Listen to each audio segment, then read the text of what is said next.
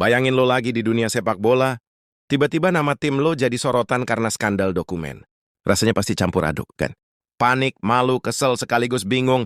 Ini beneran gue salah apa enggak? Nah, itulah yang lagi dialami. Federasi Sepak Bola Malaysia alias FAM. Kabar panas datang dari negeri jiran, FAM lagi kena badai besar karena skandal pemalsuan. Dokumen 7 pemain naturalisasi. Buat timnas Malaysia. Iya, lu nggak salah denger. 7 pemain yang semestinya jadi kebanggaan, malah bikin reputasi FAM di level internasional jadi tercoreng. FAM sempat berharap banyak sama banding ke FIFA.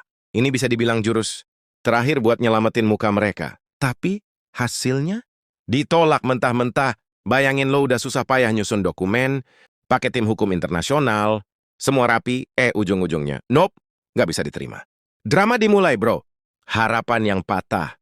Gimana rasanya berharap banget sama sesuatu, tapi hasilnya malah bikin kaget dan sakit di hati? Banding yang diajukan FAM itu sebenarnya harapan terakhir mereka buat membersihkan nama. Dari awal kasus ini muncul, reputasi sepak bola Malaysia langsung tersandung. Nah, jadi banding itu ibarat pelampiasan terakhir buat bilang, "Hei, kami nggak salah, lihat buktinya dong." Bayangin deg-degannya. Lebih dari 2 pekan menunggu keputusan, tiap hari cek email, telepon FIFA, nunggu kabar. Rasanya kayak lagi nunggu pengumuman SNMPTN atau hasil ujian penting. Dan hasilnya mentah-mentah ditolak. FAM harus gigit jari. FAM gak mau nyerah, tapi jangan kira FAM bakal langsung nyerah gitu aja ya. Mereka punya cara sendiri buat balas dendam, maksudnya menegakkan keadilan.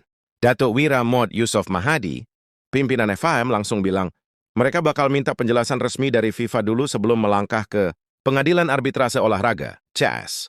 Ini semacam last resort buat memperjuangkan nama baik sepak bola Malaysia. Jadi drama ini masih panjang, bro. FAM jelas belum habis tenaganya. Mereka masih punya peluang buat melawan stigma yang nempel di federasi mereka. Jadi buat lo yang pikir ini udah tamat, tunggu dulu. Drama baru mulai, tim hukum profesional. Seriusan tim hukum mereka sampai datang dari luar negeri lo. Bukan abal-abal, bro. FAM gak main-main. Banding ini dikerjain tim hukum internasional. Bayangin, mereka nyusun argumen hukum sampai detailnya rapi banget, supaya FIFA nggak bisa nolak cuman karena ada format yang salah atau dokumen kurang lengkap. Kata Datuk Yusof Mahdi, dokumen kali ini lebih lengkap dan sistematis dibanding sebelumnya. Bayangin lo sebagai pengacara mereka mesti pusing banget. Semua harus valid, semua harus bisa dibuktikan. Dan meski udah maksimal, kadang hasilnya tetap di luar ekspektasi, kayak lagi main judi tapi semua kartu lo udah keluar di meja. Pemain yang terseret, siapa aja sih pemain yang terseret drama ini? Yuk kita kenalan dulu, jangan cuma dengar namanya doang. 7 pemain ini sekarang jadi headline di Malaysia. 1. Gabriel Felipe Arrocha. 2. Facundo Tomás Garces. 3. Rodrigo Julián Holgado. 4. Imanol Javier Machuca. 5. João Vitor Brandao Figueiredo. Sasa. John Irazabal Iraurgui. 7. Héctor Alejandro Hebel Serrano. Mereka kena sanksi FIFA. Denda, larangan main sepak bola selama 12 bulan, dan reputasi yang kena pukulan berat. Kebayangkan stresnya? Mereka seharusnya jadi kebanggaan, malah jadi sorotan negatif. Dampak untuk federasi, sanksinya nggak cuma buat pemain, federasinya juga kena kok. Bayangin kantong bolong sekalian reputasi hancur. FAM kena denda CHF 320 atau sekitar 65 miliar. Jadi jelas, bukan cuma reputasi yang kena, tapi juga finansial federasi. Dan yang bikin makin dramatis, FIFA ngasih waktu 10 hari buat minta keputusan lengkap, terus 21 hari buat banding ke CAS. Tekanan luar biasa. Lu bisa bayangin tiap hari staf FAM mesti mikirin dokumen siap belum. Pengacara luar negeri hubungin lagi. Pemain gimana kondisinya? Semua harus serba cepat tapi teliti. Kronologi banding. Bayangin jadi bagian dari tim hukum mereka. Semua harus siap dari dokumen sampai strategi. Gak ada ruang buat salah. FAM resmi ajukan banding 16 Oktober 2025. Pakai tim pengacara profesional dari luar negeri. Mereka sih yakin dokumen yang diajukan lebih terorganisir dan lengkap, tapi tetap aja hasilnya ditolak. Ini jelas bikin semua pihak tegang, termasuk para pemain, federasi, dan pengacara.